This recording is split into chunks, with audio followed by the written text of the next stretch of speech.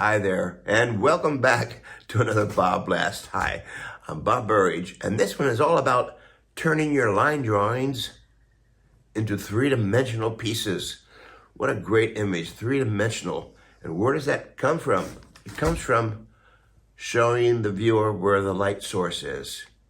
That way you can show depth, shadows, darks, and lights. Very simple assignment I like to give myself every once in a while is just draw a simple ball. Simple circle, but how do you give it some three-dimensional qualities to it? Well, the light's coming across here, shining on here in a dark room, so it's dark over here, dark, dark, dark room. Shining on the ball, light doesn't go around the corner. Think of the moon, all right? And then that light continues on and lights that side of the wall. So what we have here is dark, light, given the illusion of three-dimensional. It's great, huh? So when we come to doing figures, it's the same thing. It's the same thing. I'm in the middle of doing a figure workshop right now, so I thought this would be a good time to start showing everybody this particular version of dark light, dark light. So how do you show just a line drawing of a figure? Again, it's the same principles. Learn this one first, then we have dark, light, dark, light. Pretty simple. Nice thing to keep reminding yourself. Here's a real simple drawing. You can put the dark behind the figure. Brings the figure forward.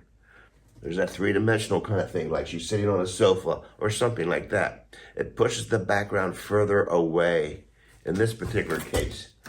Well, they're fun to do. I practice this all the time, putting the background really dark and rich with a lot of charcoal.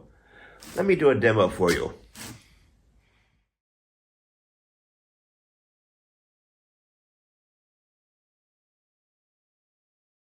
So let me show you a simple line drawing, how to turn that simple line drawing into a ball, into a three-dimensional ball. So I have my BFK Rives drawing paper here, gray paper, I love it. My drawing stick is a charcoal vine, nice and soft. So let's put a ball right in here, okay? Now I put on the table an arrow. Put on the table, this arrow, it says that's where the light's coming from. So I'm gonna have the ball sitting on a table. So it's sitting on the table. That means if the light's coming across here, it's gonna throw a shadow off this direction, right? There we go. I like working with charcoal, it's so quick. You can see it's starting to sit down already. It sits on its own shadow. Sits on its own shadow, there we go. That's the first thing to give that illusion of light coming across here. Now, if light's coming across here in a dark room, I'm going to make the room darker, all right? Remember, you're just walking into a room pitch black with a flashlight. And it's going to shine right on here. I'm going to take some white pastel, roughly put that all in here. There we go. So now we know that's the bright side. The dark side, think of the moon. Think of the moon, light doesn't go around the corner. It blends it to the backside a little bit. We'll blend it.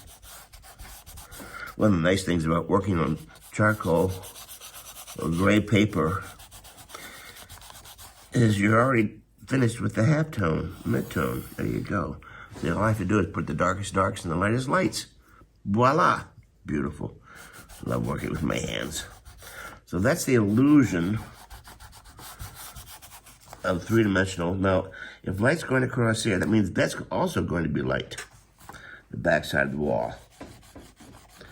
Now, this isn't like opening up a big wide door of light and flooding the first part of the room.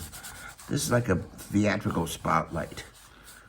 Very, very dramatic. See, dark, light, dark, light. There you go. Practice this. If you can do this, you can do any kind of a three-dimensional drawing. To prove it, let me do one with the figure.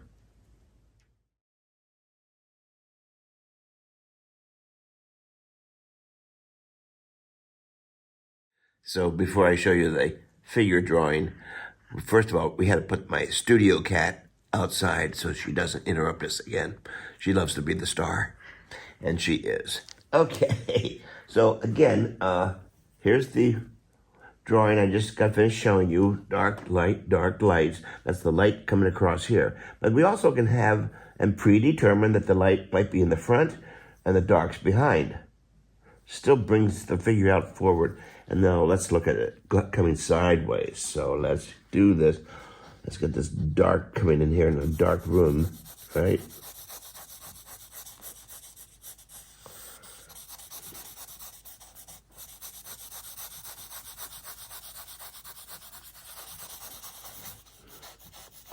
I may as well go all the way up in here. Okay, there we go. Again, this is those vine charcoal sticks. They're really soft. They're wonderful. I'm going to put the shadow in here now.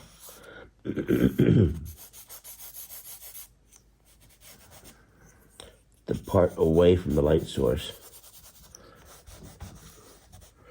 And knowing where the light source is going to be, it's kind of nice to know where to put the hills and the valleys. You know what I'm talking about. There we go. And let's do this. Yeah. That also will be in the shadow a little bit. See, here comes that ball. Pardon the expression. But there you go. Now, let's get the white going on in here. So the part that's closest to the light source, of course, will be brightest. Duh. Including her face, her shoulder, a little bit just to make it dramatic. Boy, are we ever making it dramatic here. Front of the belly. And, of course, the hand is coming across here. So I'm really working on 3 different values. The darkest dark, and the gray of the paper, and then the brightest white. Yeah, it turned out okay. And it is what it is. It's those 2-minute sketches. You don't have a whole lot of time in a figure drawing class to do these kinds of things. But then you can come back and give it some dimensionality. I like where it's going. So that's it. That's a pretty simple thing, how to make your drawings look 3-dimensional. Pretty simple, just know where the light is. I always start off and draw a little arrow on my table so I can remember where the light is. Hey, I hope this helps your drawings and your paintings at the same time. Thanks again for watching, and I'll see you at the next BobBlast.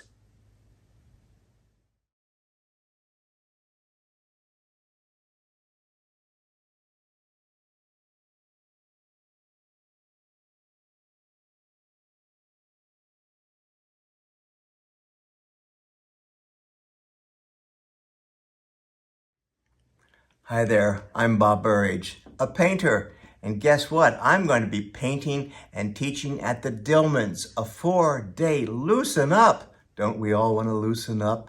And I'm going to show you how I develop my own ideas, how I get my colors down, and how I take these ideas and turn them into great paintings that I love to do. And you're going to love doing your paintings too, because you're going to be painting the whole time. We cover every different subject. And whatever your ideas are, I'm going to be supporting you. So loosen up, 4 days. What an idea, huh? And I can't wait at the Dillmans. I'll see you there at the Loosen Up workshop.